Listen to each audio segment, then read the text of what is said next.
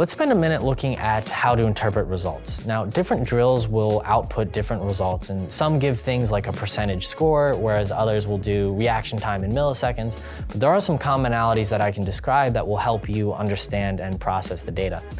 So if I look at it here, the first thing to note is that every drill has what we call a main output, or a main number that will tell you if the drill went good or bad. For some things like pursue, where you only have a single percentage, it's easy. But for others like memory saccade, where you could be looking at a whole list of outputs, you having that single number in the beginning here, in this case memory accuracy, is going to tell you ultimately if the drill was good or bad.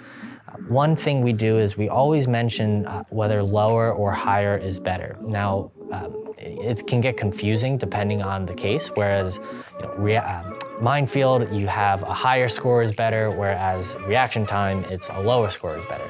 So being able to emphasize that helps interpret and understand the drills. Another thing to note is these accuracy and precision charts. So it comes up in a number of different areas or different drills, but you see these graphs for left and right targets, and the center crosshair represents the center target itself on the edge. So actually seeing these purple dots as to where I touched in relation to the center of the target, you can get that visualization as to how scattered was I, or was I clustered in certain areas, all from that visual representation.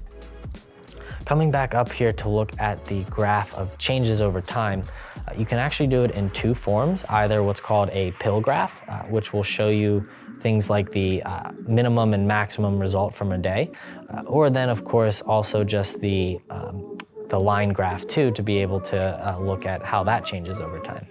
So all of that stuff will be helpful in understanding and processing the way that the data goes. Final thing to mention is that you are able to scroll through and look at these, and that all of the different results will also provide their own graphs and data to go along with it too. So data results is also an area that we are highly focused on as a company, that we want to make sure they're as valid and meaningful as possible. So things like that might be more frequent to change than others, but of course keep an eye out and reach out with any questions if you are curious about the data and the results and what they mean.